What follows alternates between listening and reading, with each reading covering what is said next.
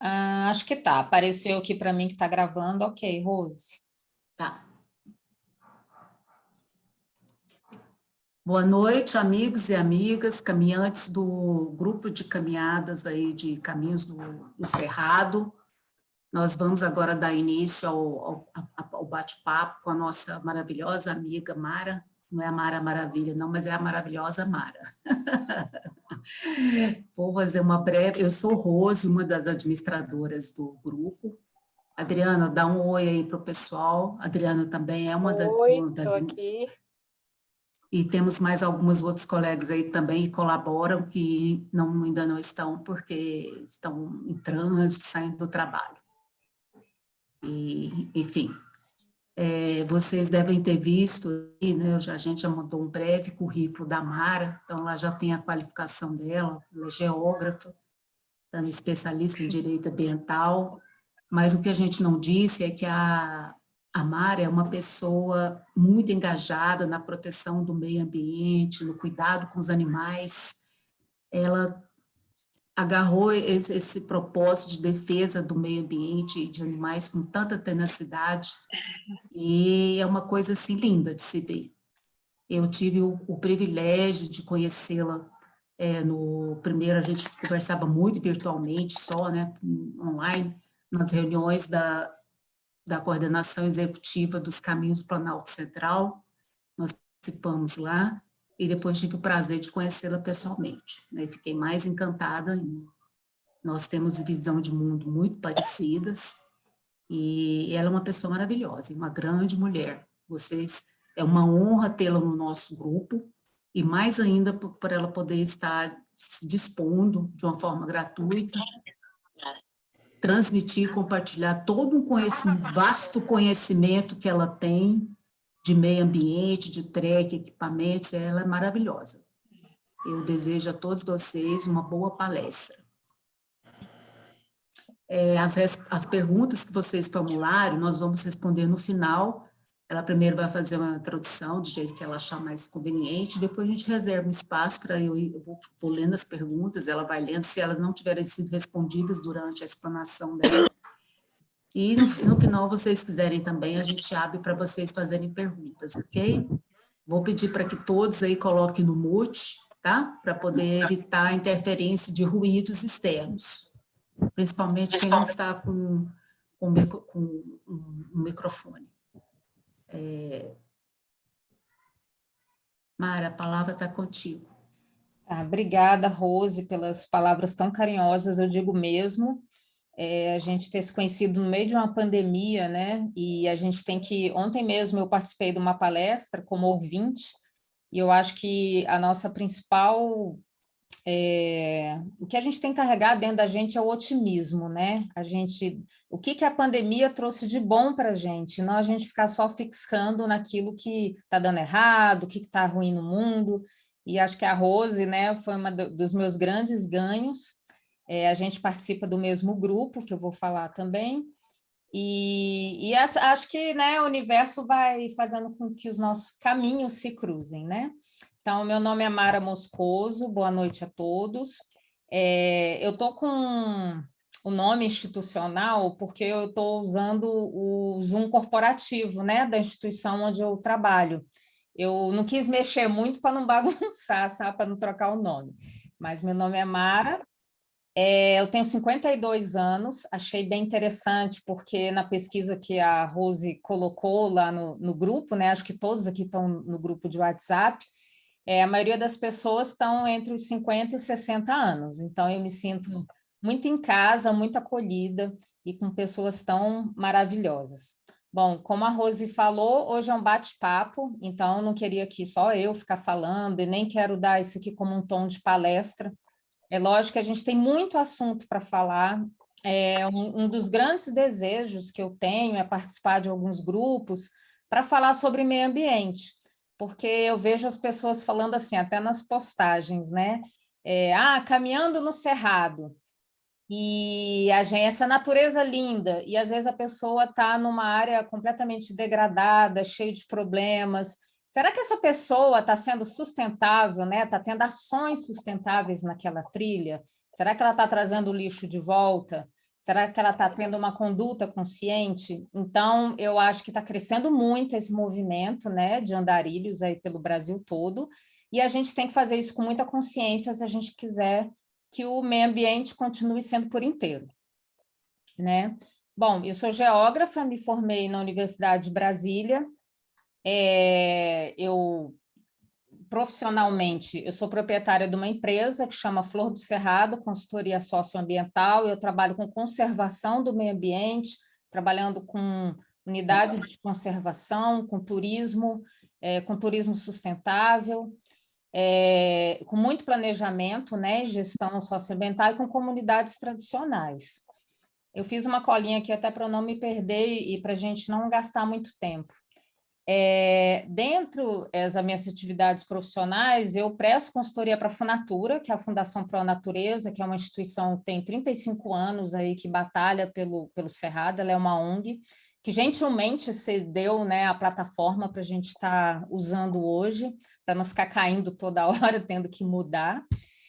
E aí, na Funatura, eu estou iniciando, eu estou lá há 20 anos, né, dentre outras atividades que eu faço, e a gente começou um projeto novo aqui no Distrito Federal que chama Conserva Cerrado. Para quem é do DF sabe que a gente tem vários parques ecológicos e a gente vai trabalhar com a gestão de uns 25 parques. E dentro das minhas ideias, obviamente, é chamar, né, os caminhantes do Cerrado para a gente fazer trilha entre os parques, a gente delimitar trilhas entre os parques, então, mas isso pode ficar até para uma próxima palestra. Como voluntária, eu faço parte da coordenação dos Caminhos do Planalto Central. Os Caminhos do Planalto Central, ele tem como objetivo, é um grupo de voluntários, né? A Rose também está. Ele tem como objetivo implementar basicamente uns 400 quilômetros de trilha dentro do Distrito Federal. Então, é como se você viesse de Cora Coralina, né, passando por Pirenópolis, entrando ali no DF por Braslândia, atravessaria a trilha, o DF todo, com várias ramificações, saindo por Formosa, indo para Chapada dos Veadeiros e depois de lá Tocantins. Então, faria essa interligação, né, de Goiás, cortando Goiás, que é o DF, interligando com a Chapada dos Veadeiros. A gente já tem algumas trilhas implementadas, a Rose já vai fazer uma primeira etapa aí de treinamento na trilha União, que é uma das grandes trilhas, né, uma das 3 grandes trilhas que a gente tem aqui no Distrito Federal. E isso é muito interessante, porque nós somos trilheiras e a gente trabalha no planejamento de trilhas, então a gente também tem que pensar o que as pessoas gostariam de ver, quais as experiências. Estou aqui numa live sobre caminhada. Gente, vamos fechar o microfone, obrigada.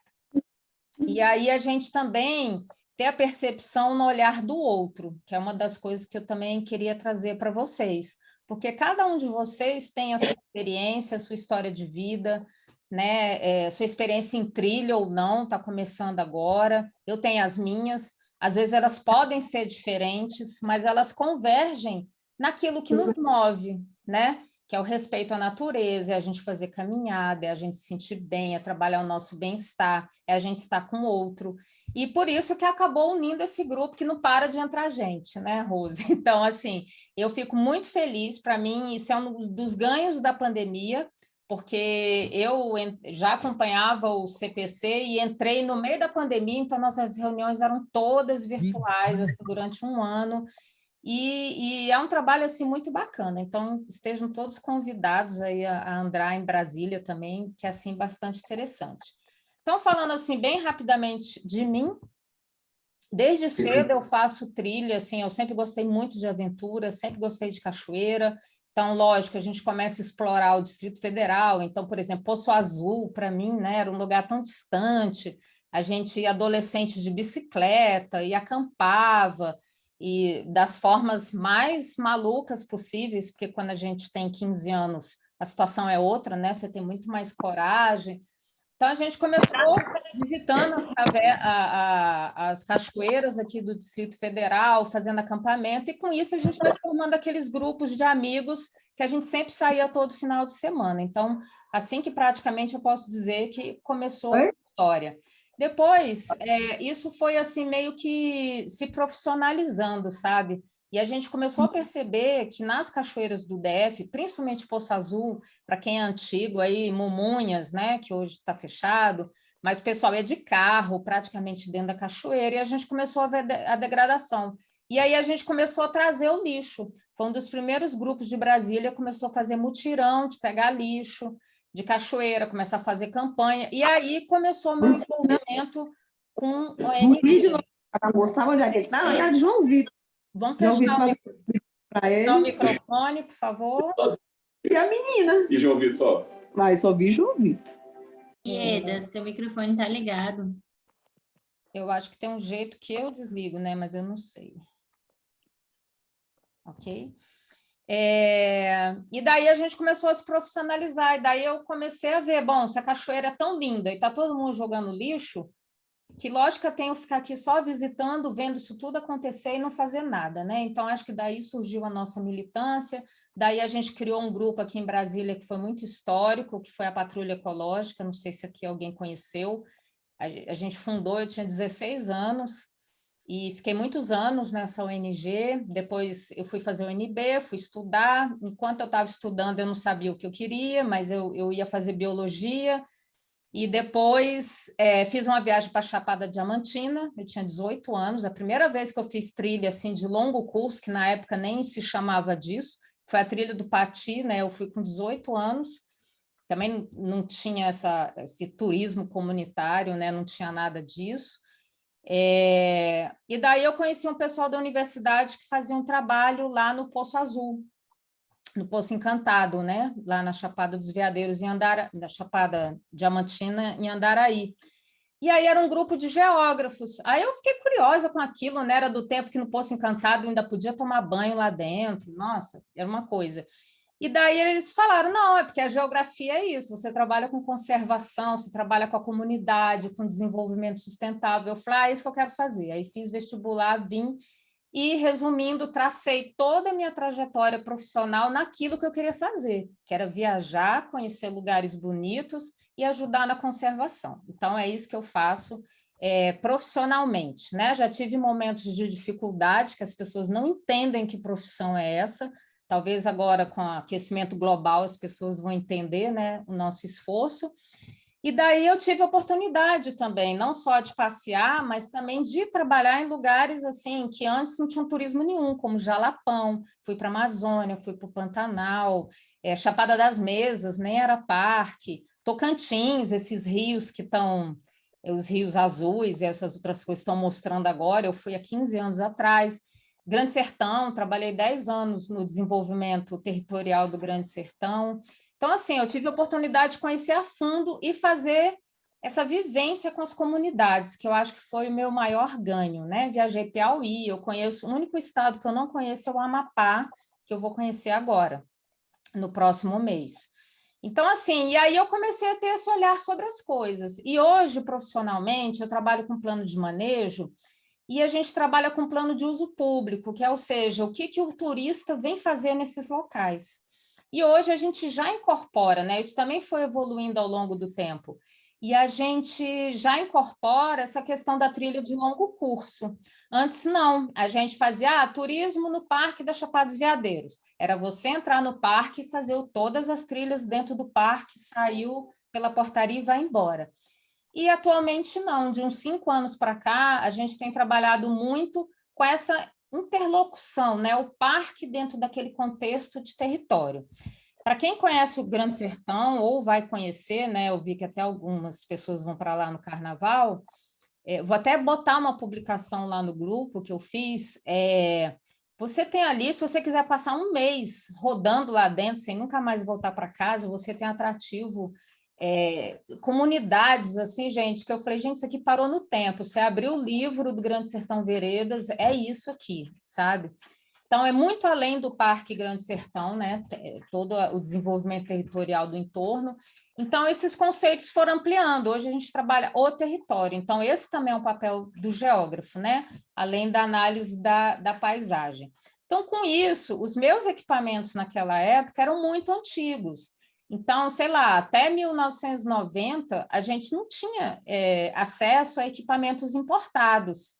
Eu devia ter guardado a minha mochila. A minha primeira mochila assim, de trilha de longo curso, né, que a gente nem dava esse nome, era uma trilha do Exército, com aquela armação de ferro. Eu não sei se alguém era de lona, cheia de bolsinha, e era o máximo, com uma armação de ferro enorme, que você botava o saco de dormir aqui atrás, que era enorme também, com aquele cantil, que eu não sei por que eu não morri, do Exército, né? Que você cozinha nele, um negócio maluco, assim, que vem com... Eu não sei se que material é aquele, se é alumínio, parece uma panelinha e você bota o cantil de plástico dentro. E aí você tomava água ali, fazia o miojo ali dentro, botava aquilo no fogo. Então, a gente quase não tinha acesso. Então, hoje eu estava vendo agora aqui as perguntas. Qual tênis eu uso, né? Qual mochila de cordura, de nylon, não sei o quê. A gente tem tanta opção. Eu lembro que a gente tinha uma loja na França, chamava Vcampé, né?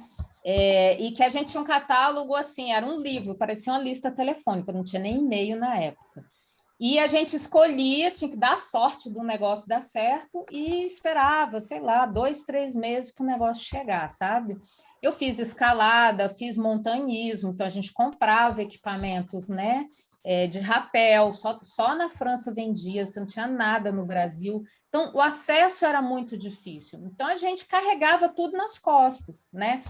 E hoje até vi aqui uma pergunta sobre o bastão, eu falei, gente, sei lá, 20 anos atrás ninguém falava nisso, né? Todo mundo se dava mal, né? Então, assim, tudo era muito improvisado. Então, o que eu gostaria de reforçar aqui antes da gente passar para as perguntas?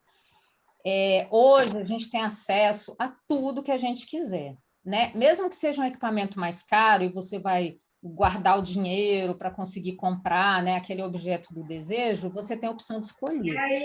Então, não tem muita desculpa para a gente ir para uma trilha despreparado, sem planejamento, correndo as aventuras. Lógico que se ficar perdido ou aconteceu algum acidente, alguém se machucar, isso sempre vai acontecer, independente do melhor equipamento que você tenha. Mas a gente tem muito acesso hoje para você prevenir que isso não aconteça. E eu acho que eu só estou viva aqui hoje porque eu sempre fui muito responsável.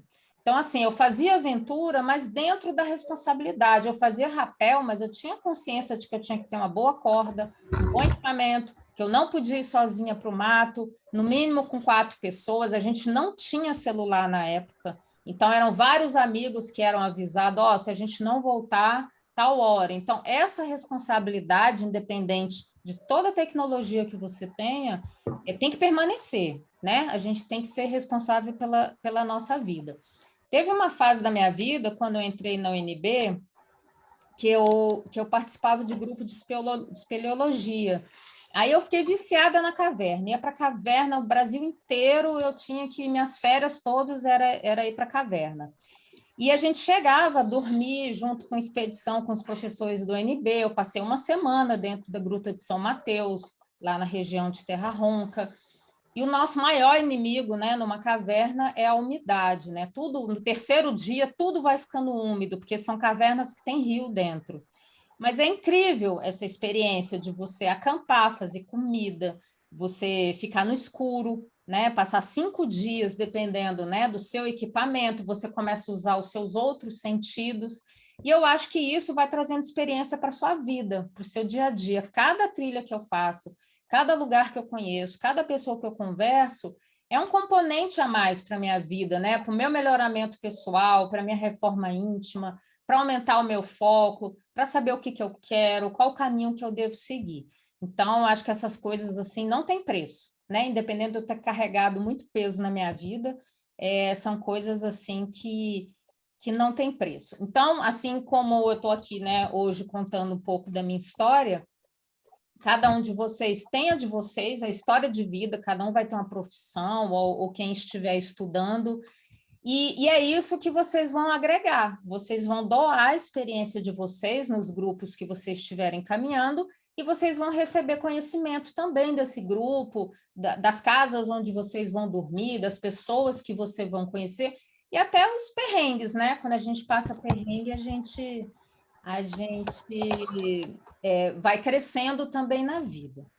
Então, eu acho que a gente, né, Rose, já poderia passar. Eu organizei um pouco aqui as perguntas por grupos, né, que tinham algumas coisas muito relacionadas, aí a gente podia ir falando por grupo. Mas antes da gente ir para os equipamentos, eu queria fazer 3 perguntas e queria que vocês escrevessem aí no chat, rapidinho. Bom, antes, qual é a primeira coisa que a gente tem que fazer quando vai fazer uma trilha? O que a gente tem que aprender?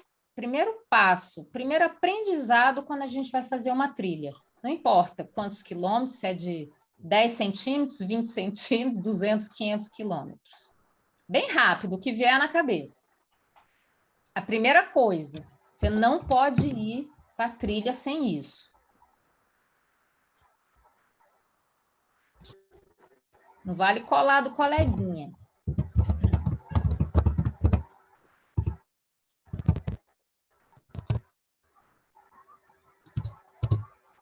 Alguém mais?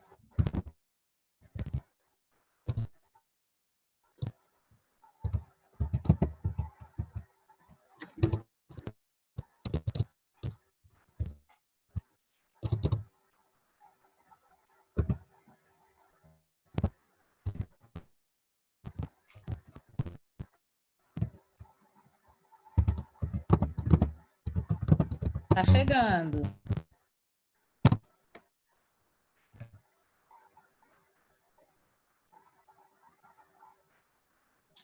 Ok, gente. Ok. Tudo que vocês responderam está correto, mas eu não colocaria como a primeira coisa. A primeira coisa que a gente precisa aprender antes de fazer uma trilha é andar. E muita coisa que foi perguntado sobre calo, bota e peso é porque as pessoas muitas vezes têm os melhores equipamentos. Eu já vi gente com mochila Deuter, última geração, de 2.500 andar, que não tem postura para fazer uma caminhada. Essa pessoa vai se cansar mais que os outros? Vai. Essa pessoa tem probabilidade de torcer o pé, de ter calo? Vai ter. Então, a primeira coisa, isso é para a gente não esquecer, antes de ir para uma trilha, é se observar se você está caminhando corretamente. Então, são coisas que depois a gente vai falar ao longo né, da nossa conversa, até a questão do bastão. Eu vejo muita gente que compra bastão, mas que não sabe caminhar. Então, uma postura errada vai te trazer problemas o resto da sua vida. Pode ser que naquela trilha deu tudo certo, mas ao longo de 2 anos, 3 anos, 4 anos, o que vai acontecer com o seu corpo e com a sua postura? Então, isso talvez eu acho que a Rose, né, vai enfatizar também nos treinamentos e nas coisas que a gente ao vivo, né? Que hoje a gente está no virtual, a gente vai ver que a postura de caminhada é extremamente importante. E aí vale o poder de observação. Eu fiz Machu Picchu 3 vezes, de tão apaixonada que eu fiquei, também era jovem, né? Tão apaixonada eu fiquei por aquele lugar. E aquela subida infernal, as 2 primeiras, né? Eu fui como turista, né, no roteiro, mas na terceira viagem a gente fez um monte de coisa. E aí, observando o guia, como é que ele caminha, como é que ele te ensina a fazer a subida, como é que você inclina, qual é o grau de inclinação do seu corpo quando você vai fazer uma subida ou na descida para poupar o seu joelho. Então, essa observação, né, das pessoas que são nativas são muito importantes. Esqueci também de dizer que com 18 anos eu fiz uma viagem de moto, né? 40.000 quilômetros na América do Sul, que era o meu sonho. E nessa viagem de moto, a gente foi até Machu Picchu, fui eu e mais 3 pessoas, e lá a gente largou a moto e foi caminhar. Então, são experiências incríveis. Então, assim, gente, aprender a caminhar, andar mesmo, né? Fisicamente é muito importante você conhecer o seu corpo, conhecer os seus limites, antes, inclusive, de comprar qualquer equipamento. Não adianta você ter mochila e bastão de última geração se você não tem postura. Você vai andar torto do mesmo jeito. Mas tudo que vocês responderam está correto. Planejamento, uma série de coisas que você... Uma boa bota, se preparar e nunca ir sozinho. Eu já fui muito sozinha para a trilha. Sou daquelas que viajo de carro sozinha, adoro dirigir, não gosto de andar com guia, sou bem rebelde. Estudar o roteiro, levar água, preparo físico, planejar, planejar e planejar, né? Então, planejamento realmente é muito importante. E a segunda coisa? Qual seria? Bem rápido. Está todo mundo em silêncio, gente, vocês estão assustados, né? Ninguém? Dou-lhe uma, dou-lhe duas, dou-lhe três. A segunda coisa, gente, é a gente ter autocuidado. Pode parecer besteira isso, mas já viu no avião que eles falam isso? Primeiro você coloca a máscara em você, depois você coloca no coleguinha quem está do seu lado. Por quê? O seu autocuidado, se você não estiver bem, você não vai nem poder ajudar quem está do seu lado ou quem está no seu grupo. Então, você se observar a cada dia de trilha, dá uma olhada no pé, ver se está tudo bem, se está iniciando algum calo no seu pé, se tem algum ponto vermelho. Alguém falou aqui de unha roxa, isso é muito, muito importante. Fazer uma massagem no pé, se der, leva um óleozinho, né? Dá uma descansada na mente à noite, né? Porque a mente comanda o nosso físico. E muita gente, antes de ir para a trilha de longo curso, fica muito tenso, fica ansioso. Ai, será que eu vou dar conta? Ah, mas o fulano anda mais do que eu. Nossa, olha a mochila daquela ali, é melhor do que a minha, ela vai andar mais do que eu. A gente tem todos aqueles pensamentos malditos, né, na nossa cabeça, e muito importante a gente ter autocuidado. Então, primeiro, eu estou pronto para ir para essa trilha? Ah, tá, estou pronto. Então, assim, o que eu preciso fazer no meu dia a dia para me cuidar, para saber se eu estou bem? Ter uma boa alimentação, tomar muita água, exageradamente tomem água, nem que tem que parar para fazer xixi toda hora. Ninguém vai se irritar por causa disso. E a terceira coisa, vocês já responderam, que é o planejamento. O planejamento envolve tudo, desde com quem você vai, que equipamento você vai levar, e quem, ou você vai sozinho, né, fazendo os roteiros autoguiados, ou qual estrutura você vai depender, de um guia, né, das pousadas que você vai ter que dormir no caminho. Então, quanto mais planejamento, mais certo vai dar a sua viagem. Aí a quarta e as outras é isso, é você ser solidário, ter conduta consciente, ser respeitoso, né, nas comunidades que você passar, com as pessoas que você for se relacionar. A gente sabe que num grupo, muitas pessoas, né, têm suas experiências, seus pensamentos, mas você está ali com a proposta de interagir e de transformar a sua viagem da forma mais agradável possível. E aí, eu vou começar com uma pergunta que eu não sei quem fez, mas ela é bem provocativa. Falando assim, quais os principais...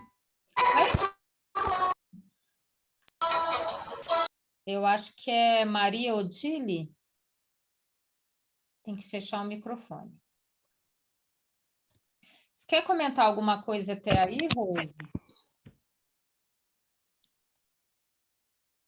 Não, você está sendo aí intocável, estou adorando. Não, porque está todo mundo em silêncio, todo mundo desligou as câmeras. Eu falei, pronto, vai todo mundo embora. Não, é porque, dependendo da Conexão, internet, tem né? algumas que, às vezes, quando liga a câmera, fica pior. Então, às vezes, a pessoa precisa de deixar ela mesmo fechada, Tá. porque, às vezes, a internet não tem a velocidade, né, que precisaria de ter. Agora eu estou Mas vendo um monte de tranquilo. carinha, né? Estou achando Nós muito estamos aqui interessante. atentos, viu? Estou vendo, se vocês estão dormindo. A Rose, que sempre está no grupo, né? Tem uns nomezinhos ali que sempre a gente vê. A pessoa perguntou assim: quais os principais fatores para auxiliar na compra do material para travessias? Peso, segurança, preço, marcas? Né? Então, uma pergunta-chave para a gente começar o nosso bate-papo de hoje. Aí eu volto à questão inicial, gente. Cada pessoa é um ser, né? É um indivíduo e cada um vai ter a sua necessidade. E dependendo para onde você vai, se é subida, se é descida, se é praia, se é Amazônia, que é muito úmida e chove todo dia, ou se, né, no Nordeste, que de repente está lá na Caatinga, né, Serra da Capivara, que praticamente não chove. Então, vai depender muito, né? Não tem uma resposta padrão para tudo isso aqui. Eu, Mara, Aí, algumas coisas que eu vou falar aqui hoje, não vou falar assim especificamente de marcas, mas para vocês pensarem, né, no planejamento de vocês, eu preciso muito de equipamentos que sejam resistentes, porque eu ando no meio do mato mesmo. Aliás, uma coisa que eu esqueci de falar na minha apresentação, eu não sou daquelas que acumulam currículo, né? Ah, fiz Vale Europeu, fiz isso, fiz aquilo, fiz não sei o quê, tenho 500 mil quilômetros. Eu ando em qualquer lugar, assim. Então, geralmente, eu gosto muito de parque nacional. Quando eu vou caminhar, eu gosto de natureza. Eu gosto de sair 4 horas da manhã para escutar os bichos acordando. Não gosto de sair tarde. Gosto de ver, né, cerrado, ver os biomas mesmo. E muitas vezes a gente, por exemplo, prospecção de caverna, você não tem trilha. Então, eu tenho que ter uma mochila que não vai rasgar, né? Uma roupa que não vai rasgar. Então, sempre, mesmo que eu não vá só fazer prospecção, ou se eu não estiver a trabalho, eu gosto de materiais mais resistentes. Eu também sou assim, minimalista. Minimalista não é essa moda de que você tem que morar num cubículo, não tem, né? Ah, eu vivo só com uma mudinha de roupa. Não é isso, é o minimalismo na sua vida como um todo, no seu consumo sustentável. Então, se eu tenho 2 produtos, um que vai durar muito, como minha mochila, que tem 20 anos, para que eu vou ficar comprando mochila da moda a cada 5 anos? Só porque a Deuter lançou um novo modelo, agora é igual moda de roupa, né? Eu tenho que trocar minha mochila. Não, vocês vão ver aqui, eu até botei minha mochila para mostrar para vocês. Uma tem 15, a outra tem 20. A mais novinha tem 15 anos. Por quê? Eu privilegiei um bom material que aguente chuva. Eu só não passei com ela no fogo. O resto, eu já fiz tudo. Ando no sol, né? Não vai arranhar no galho. Então, eu, Mara, privilegio materiais que são sustentáveis, de empresas que são limpas, que eu sou muito ligada nisso, então eu estou muito cuidado comprar dessas coisas que vêm da China, Bangladesh, que vêm muitas vezes, não estou dizendo que são todas, mas que podem vir do trabalho escravo. Então, eu tenho muito cuidado na história do produto e na história daquela marca. Então, são os cuidados que eu particularmente ando. Agora, tem uma diferença entre andar ao ar livre e andar na natureza. Se a gente vai fazer uma trilha, Caminho da Fé, que você vai ali pela estrada do carro, você não precisa ter uma mochila de cordura super resistente, porque você vai fazer vai fazer uma trilha ao ar livre. É uma coisa muito mais simples. Você não precisa de uma roupa tão resistente, porque você não vai andar no meio do mato, né? Você vai precisar de uma roupa que te proteja. Então, isso é muito relativo também. Bom, aí o que eu ia sugerir para vocês, evitem a moda, né? A gente sempre que esse movimento está crescendo, eu até tem nada a ver, né? Mas às vezes eu comparo assim eu trabalho com cães e gatos, né? Com proteção de animais, é a mesma coisa do consumo pet. O que as lojas vendem? O que vende, né? É roupinha de noiva para cachorro, roupinha de enfermeira. Gente, cachorro não precisa nada disso. É a mesma coisa de você. Você precisa de todos esses produtos que estão sendo oferecidos numa grande loja de departamento. Você precisa entrar lá, encher o carrinho, carregar tudo, coisa que você compra por empolgação e você nem vai usar, aquilo que não é essencial para você. E às vezes você gasta dinheiro com coisas que são da moda e você deixa de comprar uma coisa mais cara, vamos supor, uma calça de proteção solar que custa 500, 600 reais, você vai dizer, não tenho 500 reais para dar numa calça, é muito cara. Aí compra uma calça lá enganadora, que não tem proteção solar nenhuma, tem várias blusas que estão sendo vendidas que não tem proteção solar nenhuma, e você compra achando que está abafando, porque está na moda, com aquela cor da moda, né? O modelo da moda, todo mundo tem, eu quero ter também. Então, ter cuidado com isso. Produtos sustentáveis, se possível, com durabilidade, saber quem fabricou, quem revendeu, né? E o que melhor você se adapta, porque às vezes o que é bom para mim não é bom para você, né? Se eu falo assim, meu tênis é da Salomon, aí a pessoa fala, eu odeio Salomon, comprei um tênis, me deu calo. Certíssimo, porque cada um tem um biotipo, cada um tem um peso, cada um tem um corpo, cada um tem um tipo de andar, né? E você tem que buscar aquilo que vai se adaptar melhor. E aí, já que eu estou Gente, aí agora a gente já vou aqui para as perguntas. Alguém quer falar alguma coisa enquanto eu busco uma água? Mas eu estou ouvindo. Eu também não queria ficar só eu falando. Não, só completando, Mara, o que você falou, assim, eu gosto muito de resumir toda a sua fala o seguinte, é que você não tem esses equipamentos universais. Tirando o seu caso, que você faz trilha em mata fechada, né, ou, digamos assim, exploratória, que você precisa de material resistente, mas a maioria vai fazer algum determinado tipo de trilha, de travessia. A gente tem que olhar muito isso. Qual o tipo de travessia, de caminhada de longo curso que eu vou fazer, quais as condições daquele lugar, para eu poder saber qual o melhor equipamento levar, qual o tipo de roupa levar. Obviamente, eu não vou subir a montanha, né? Não vou fazer lá a montanha de Salcantay, que é uma das trilhas lá no Peru, maravilhosas e lindas. Eu não vou levar a mesma coisa que eu vou levar ali para o Vale do Pati. Então, assim, são climas diferentes, altitudes bem diferentes, até a alimentação é diferente. Da mesma forma, uma coisa é eu fazer uma travessia de montanha, e a outra coisa é eu fazer uma travessia em terrenos mais planos, em estradas abertas. Então, a gente tem que estar muito atento para isso. E isso que você falou também em relação de que cada pessoa é uma particularidade, é verdade. Eu não gosto muito também de dar conselho sobre marca, né, tipo, porque olha, sapato é uma coisa, e mochila. Eu sempre digo que tem 3 itens que são essenciais de você estar experimentando. A mochila tem que estar bem no teu corpo. Não adianta eu comprar uma mochila legal pela internet, um preço legal, se ela não fica boa no teu corpo. Então, ela é como se fosse uma roupa também, né? Então, você precisa realmente se adaptar a ela. Bota, então, nem se fala.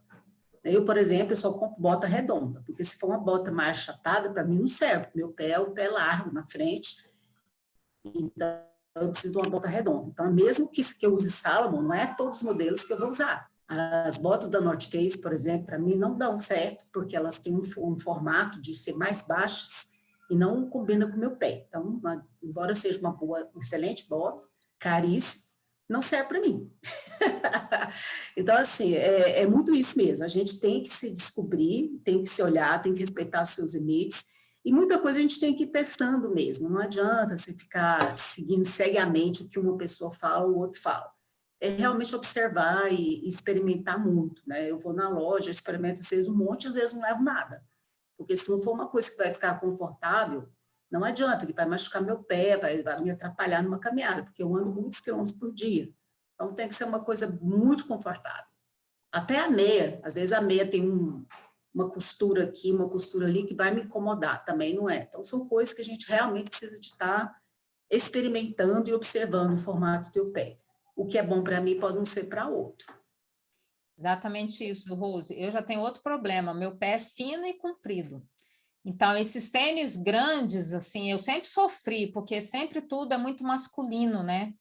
Bom, pelo menos na minha época não tinha nada de modelo feminino, nada, era tudo do exército, né, que a gente comprava, e eu tinha que usar 2 meias ou comprar aquela meia bem grossa, porque é bem difícil. Então, é exatamente isso que você falou. O que é bom para um não é bom para outro. O que eu tento fazer é ter coisas universais, por exemplo, mochila, eu acho que é uma coisa universal que vai te servir. Se você compra uma boa mochila, eu vou falar algumas coisas aqui que podem servir ou não para vocês, que é para adaptar o que você tem que prestar atenção quando você for experimentar uma mochila. Isso que eu vou falar, né? Independente de marca. O tênis, eu confesso assim, que foram muitos anos, até eu chegar a um que eu falo, não, inclusive o meu é igual da Rose, né? Que a gente comprou sem saber. Porque eu também tive um problema uns 2 anos atrás, um problema grave, que foi uma tendinite no quadril. Acho que a Nedma está com o microfone ligado. Isso, obrigada. E essa tendinite no quadril, nossa, eu fiquei 2 anos sem, quer dizer, 1 ano sem andar, o outro andando com bengala até reaprender. Então, assim, tênis, para mim, é primordial. E não é à toa que foi o maior número de perguntas foi em relação ao pé, né, que as pessoas fizeram aqui no grupo. Então, é o que eu estou falando, o que vocês têm que prestar atenção? Independente se a trilha é plana, se é para cima, se é para baixo, se é na praia, eu acho que tem coisas básicas que a gente pode falar, E eu acho que até ao longo do tempo, à medida que vocês forem fazer o treinamento, a gente pode até permanecer, não sei, Rose, mas talvez permanecer com esse grupo de WhatsApp, porque podemos fazer compras coletivas, um pode jogar uma dúvida ali, eu me coloco à disposição a ajudar nisso, tá? Então, fica a critério de vocês, que é muito difícil eu falar uma coisa que dê certo para todo mundo, né? E vocês podem ver que as perguntas também são muito pessoais. Então, a primeira aqui, devo comprar um número de bota ou tênis mais do que calço normalmente? Acho que umas 2 pessoas no grupo falaram que compraram um número a mais, né, de tênis para usar com 2 meias. Bom, isso também é de cada um. Se a pessoa se sente confortável com 2 meias, tudo bem. Agora, eu acho que não é ideal. Se você tem um número de tênis, você tem que usar aquele e buscar um modelo que seja bom com uma meia muito boa, porque não é correto você comprar uma coisa maior para usar 2 meias. Mas tem gente que usa e acha ótimo e se adapta muito bem. Então, essa pergunta não tem resposta, ela só tem comentários, né? Porque eu também não posso me manifestar em relação a isso. A segunda, a pessoa que fez a pergunta está aí? Mara, você me permite uma parte em relação a isso? Isso, claro. Acho que assim, você como uma pessoa já experiente, de longa data, você vai me dar razão. O que acontece? Essa questão de falar assim, que você deveria comprar um número maior, 1 ou 2 números maior, isso é uma coisa antiga. Por que o pessoal recomendava isso antes?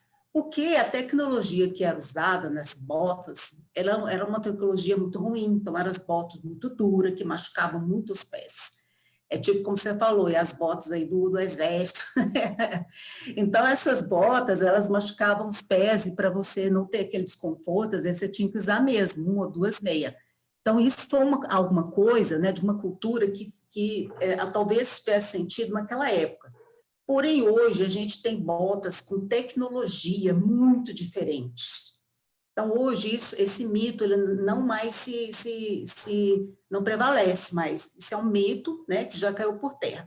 Mas, como você falou, tem gente que continua comprando bota com 1 ou 2 números maiores, usando 2 meias e acha maravilhoso. Então, vai dizer isso, né? Agora, se me perguntar, eu vou dizer, olha, hoje em dia, com a tecnologia, com as botas que eu dizem hoje, com o formato, o tipo de tecido que é produzido, você não precisa comprar uma bota com um número maior. O que é importante é você experimentar aquele tipo de bota para ver se ele está confortável no teu pé. É claro que você deve experimentar com uma meia de trekking, né, adequada, que às vezes ela é um pouquinho mais grossa do que as meias comuns. Então, é isso. Então, assim, é um mito, né, que hoje não teria mais sentido da gente ficar dizendo isso. Mas cada um, se a pessoa usa, então, poxa, ela vai ficar saindo do meu pé e isso vai acabar causando dano calo. Aí o efeito é até pior, né? E a meia, dependendo do tipo de meia, se você usar 2 meias, talvez você vai suar mais, você vai ter umidade do pé, e aí você também vai ter problema com bolha. É só as minhas considerações a respeito desse assunto. Isso, e meia também é uma coisa muito pessoal. Tem gente que gosta meia mais com algodão, outros com mais sintéticos. Tem gente que transpira mais no pé, tem gente que não transpira. Então, também é uma coisa, você tem que experimentar, tem que, como a Rose falou, gente, tem tanta tecnologia hoje em dia, tem até meia com compressão, né, para ajudar na circulação do sangue. Então, é isso, é não chegar naquela coisa da primeira loja, ou então só porque fulano é maravilhoso, comprou essa, eu vou comprar também. Não, isso é muito importante que vocês pesquisem e se olhem, né? Aquela coisa do autocuidado. Eu transpiro muito no pé, então eu tenho que passar um produto, um creme, um antitranspirante, usar uma meia mais sintética, né? Também acho que é uma questão, para o conforto, a meia é fundamental. A outra pessoa perguntou qual o melhor calçado para caminhada de longo percurso em praia. E aí que tá, também tem isso, você vai ficar o tempo todo na areia? Não vai, né? Eu não saberia dizer. Mas depois eu vou mostrar uma tecnologia que tem aqui no meu tênis, que ele ajuda a não entrar areia dentro do pé. Ele respira, mas não entra pelos buraquinhos. Então, isso talvez ajudaria, porque eu tenho, aliás, comprei na Black Friday um tênis anfíbio, um tênis bom de caminhada, você pode subir o morro com ele, pode subir pedra, ele é feito para água, para poder ser resistente a... Ele molha, mas ele escorre, ele não é impermeável. E é um tênis de caminhada, eu posso caminhar ele onde quiser. Pode ser uma alternativa, mas eu não sei se entra areia, sabe? Assim, então, assim, cada um é cada um, né? Eu não sei como é que seria essa trilha que essa pessoa perguntou. Mas é incômodo, né? A areia é uma coisa assim que machuca e é muito incômodo. Mas eu usaria o meu tênis que eu comprei, porque ele para areia, por exemplo, o Grande Sertão Veredas, a região lá é muita areia. E eu comprei esse tênis, na verdade, ele era o modelo número 3, já está no 5. Meu primeiro tênis desse foi para usar na areia. E eu gostei muito, né? Gosto de trilhar com tênis normal, de preferência os de solado reto. Tudo bem, né? Tudo bem, assim. Né? Eu acho que hoje a gente tem essa tecnologia do amortecimento, que depois que eu tive minha crise no quadril, eu não abro mão, porque a coluna agradece você ter um amortecimento. Não sei se essa pessoa se sente tão bem em andar com tênis reto. Às vezes pode ser uma questão dela botar uma palmilha. Não sei, talvez seria até uma pergunta mais médica do que para a gente, né, Rose? Assim, é difícil da gente avaliar se está tudo bem ou não, porque isso ao longo dos anos pode ser que não fique tão bem assim. Eu não sei se quando ela fala desse solado reto, se é um solado liso, Eu pode ser imaginei duas, sem amortecimento. pode ser duas interpretações, né? Um solado sem um saltinho, né, de amortecedor, ou pode ser o solado sem aquelas garrinhas. Então, assim, isso é. Se ela estiver falando que é do solado do liso, eu vou dizer que não. Porque em trilha você tem obstáculos naturais, que são pedras, às vezes escorregadia, locais que estão molhados. E o tênis liso, né, de solado liso, isso vai ser um convite para cair toda hora, e às vezes se machucar gravemente. Você pode cair de costa, machucar o cóccix, se você cair sentada. Então, assim, como a gente falou, dependendo para onde for a trilha, não é o tênis normal. O recomendável é um tênis de trekking, né? Um tênis que tem um pouco mais seja mais adaptado, que ele tenha mais aderência, exatamente, tem mais aderência. E é importante ter esse amortecimento, porque depois de muito tempo caminhando, você começa a sentir o calcanhar, se ele não tiver realmente uma proteção. Porque as botas, os solados dela, vocês podem observar que ela tem uma certa proteção. E outra coisa, em relação também ao tênis comum, é que ele também não tem a proteção suficiente para evitar aquelas topadas em pedra que a gente dá, né? E é por isso que às vezes você vai voltar com a unha roxa que vai cair depois, porque o tênis normal não tem uma boa proteção de frente, e aí o para-choque dele não vai te ajudar. Então, assim, na minha opinião, eu não recomendaria. Se você vai caminhar, por exemplo, no parque urbano, aqui, por exemplo, até ali no PNB, se for naquelas trilhas largas lá, ainda talvez dá, dependendo. Se não for a época que está chovendo, que está muito escorregadio, talvez dê. Mas para fazer trilha mesmo, em ambiente mais natural, eu não recomendaria um tênis normal, não. Oi, Mara, posso complementar Claro, um pouco? claro, fica à vontade, Que Antônio. eu ia deixar para falar depois, mas eu acho que aí perde um pouco o time do negócio. Você estava falando sobre tênis e caminhada em areia, né? Sim. Eu fiz Passo de Anchieta e você caminha o tempo todo na areia. E o grande incômodo, eu sempre uso bota, né? O pessoal que usa o incômodo de quem anda, normalmente está de tênis, é aquelas areia entrando dentro do tênis que incomoda e tudo mais na areia. Então, uma coisa que eu recomendo, eu acho muito interessante, é você usar uma polaina. Tem essas polainas de bota e já existem algumas polainas para tênis. Ele lacra o tênis por cima, não tem mais o incômodo de pedra nem nada, é como se fosse ele não protege o tornozelo nem nada, mas evita a entrada de pedra. Às vezes eu utilizo até quando eu vou fazer caminhadas em lugares com pedra, mas na areia facilita bem mais. Inclusive eu encontrei um rapaz, quando eu fiz o caminho, que ele colocou um saco plástico no pé. E eu vi que era aquilo e tal, ele me falou, eu fiquei, pô, que legal e tal. O cara tirou da mochila 2 sacos e me deu. Eu aceitei o saco que ele me deu, né? Mas é isso, uma polaina resolve esse problema. E Uhum. não é difícil de encontrá-la, não. Eu tenho essa polaina, eu vou falar de algumas marcas, gente, porque também serve de referência, né? Que é da Salomon, acho que hoje ela deve estar uns R$ 120. Ela envolve o seu pé, fecha, porque realmente se andar de bota na praia, eu acho que ainda vai pesar mais um pouco o seu pé, né? Ela é uma polaina, não é de canela toda, né? Deve ser essa que você está falando. Ela Isso, é envolve curta, o ela é pé, ela tem pequena. uma proteção impermeável. A minha, ela é até meio durinha, sabe? Ela parece uma proteção de bota mesmo.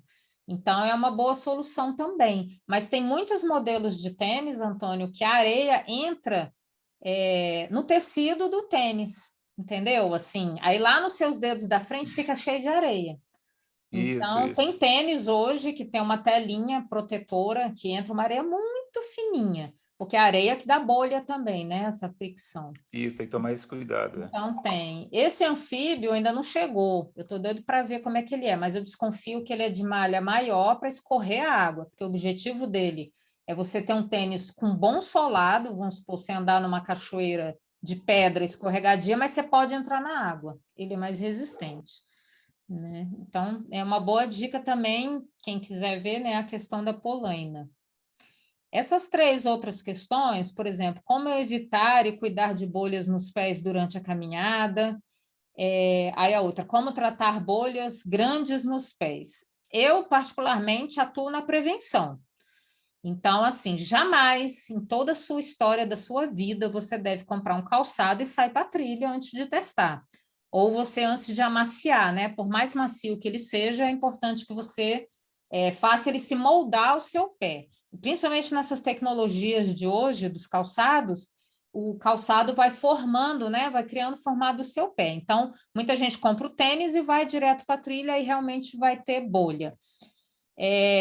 Eu já sei onde eu vou ter bolha. Se não for, né, de um calçado novo, duro, eu sei qual é o dedo que começa a incomodar porque eu ando meio torto.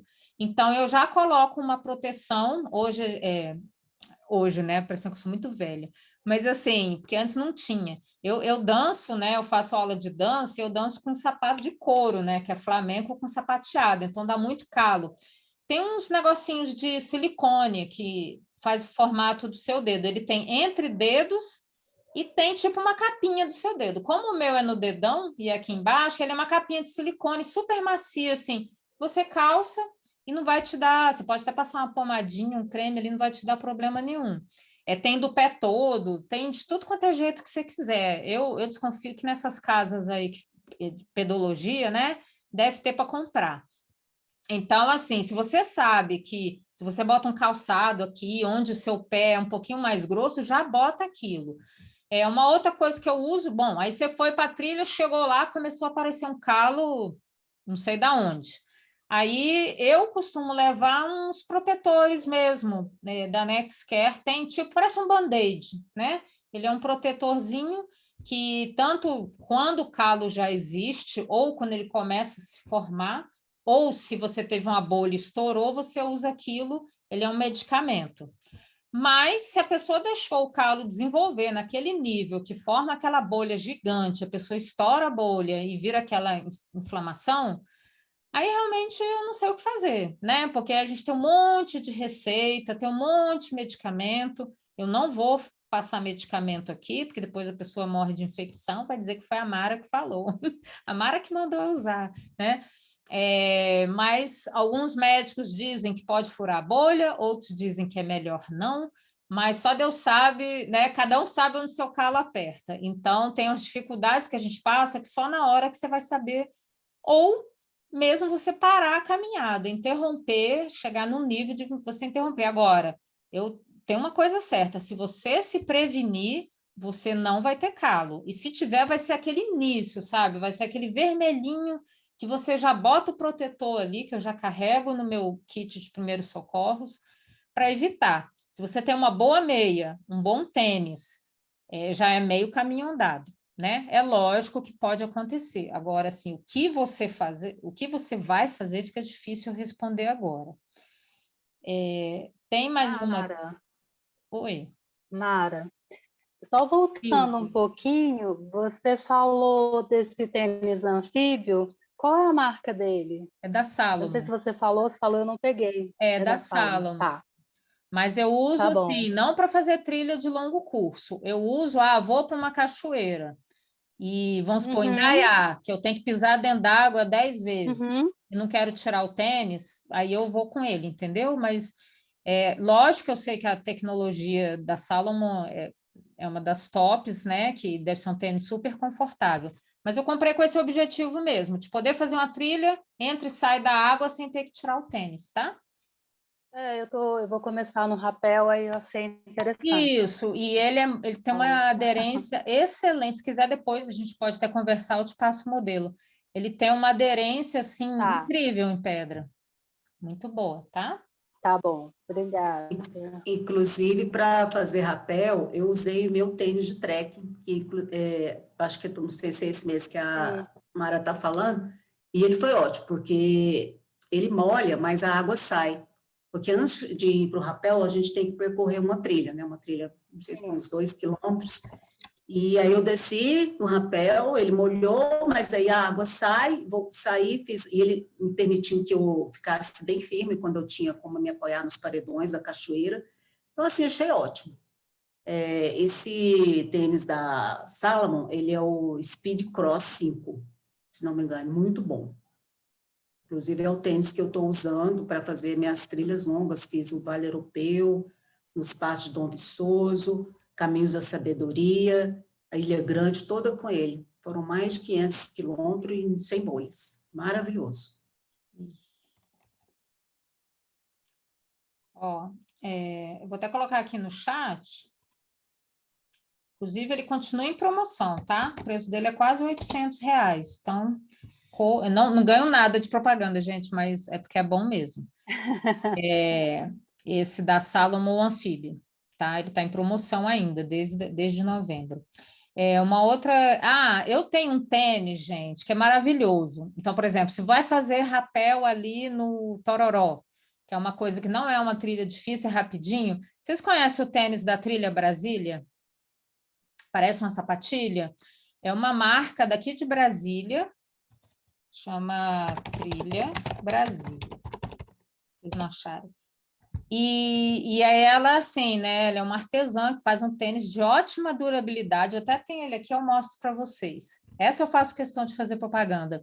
E aí ela começou a fazer tênis impermeável, tênis para cachoeira, porque todo mundo ia para cachoeira e falava, gente, esse tênis é maravilhoso ir para cachoeira, porque ele escorre a água, ele não é para trilha de longa caminhada. Mas para rapel, eu acho ele assim, custa 100, tá até em promoção, acho que é 140 cada um. Ele é maravilhoso, eu tenho 5. Qual é? Esse eu uso com vestido, Trilha Brasília. Eu uso com vestido, eu uso para trabalhar, uso para viajar, uso para ir para cachoeira, uso para passear com cachorro. Eles são super legais, assim. E ela vai melhorando à medida que a gente vai dando opinião, sabe? Assim, muito legal. E ele é super lindo.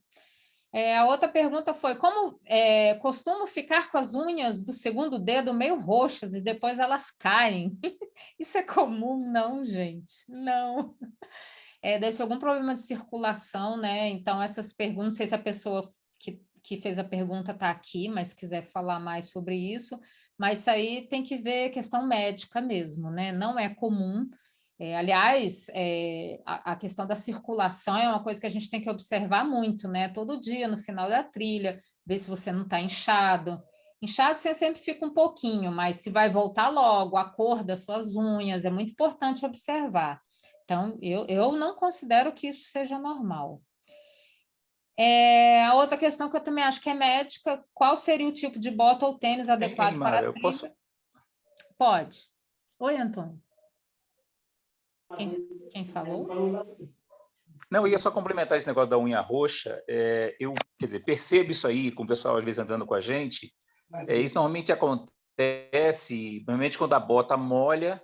E outro cuidado que a gente, quer dizer, sempre recomenda e algumas pessoas não levam em consideração é a unha. A unha, para uma caminhante, ele tem que estar parada. A unha tem que estar, como a gente fala, no cotoco ali.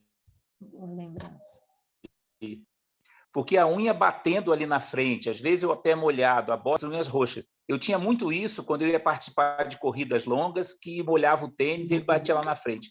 Eu acho que está mais relacionado a isso, Mara, pela minha experiência, né? Mas se ela Mais diz do que que a a parte unha dessa de cai, circulação. mas se a unha cai, Normalmente o que eu vejo, ela fica roxa e com o tempo cresce uma outra por baixo e faz com que a de cima caia com o tempo. Da última caminhada que eu tive, peguei muita chuva, eu estou com 2 aqui se recuperando. Parecia que eu tinha pintado. né? Isso é uma excelente observação, né? Pode ser circulação, pode ser a unha realmente, não pode estar muito curta para não machucar, mas tem que estar, né, bem aparada. Foi uma boa Isso. lembrança. Às vezes, quando o trecho que você está caminhando tem muito declive, você vai um declive longo, o pé da gente fica muito para frente. Isso. Esse tipo de terreno, ele é muito propício a dar esse tipo de lesão. É como se a gente tivesse um aboramento nas unhas, né? Então, elas ficam machucadas, elas ficam roxas porque machucou, forçou muito, né? O pé ficou na frente, o seu peso do corpo ali. Às vezes, o tênis ficou um pouquinho frouxo, e no final do dia, às vezes elas ficam vermelhas, e acontece isso que o Antônio falou mesmo.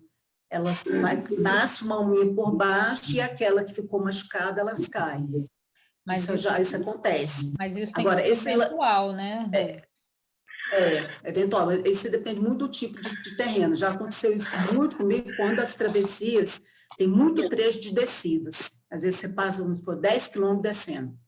É muito tempo para o pé ficar para baixo, né? Assim, por mais que você tenha cuidado, você acaba o peito do pé fica muito encostado na bota, né? Ou no tênis. Então, às vezes acontece mesmo. Caminhantes de curso tem esses problemas. E assim, gente, não tem como fazer uma trilha de 4 dias, 3 dias sem acontecer nada, né? É quase um milagre, assim, sempre tem algum incômodo. Agora é importante a gente se prevenir ao máximo, né, para precaver desses incômodos. E se tiver um incômodo muito grande, ver como pode remediar, né? Assim, buscar. Mas tem coisas que são muito simples, que dá para a gente evitar, né? Fazer a prevenção das bolhas, ter essa observação é muito importante. Aqui também eu acho que é uma pergunta médica, né? Qual seria o tipo de bota ou tênis adequado para a trilha para quem tem joanete? Joanete, eu sei que nesse silicone, nesses negócios aí para os pés, também tem um negocinho de silicone que coloca, mas eu não sei se isso é adequado para uma trilha de longo curso. Eu acho que até o médico tem que determinar se você pode caminhar isso tudo ou não, né? Eu acho meio assim. Eu não sei se existe um tênis ideal para isso, talvez seria não sei, um mais macio. Aí a pessoa tem que experimentar, né, para ver qual que ela se adequa mais. Eu ia pedir para a Silvia Pinheiro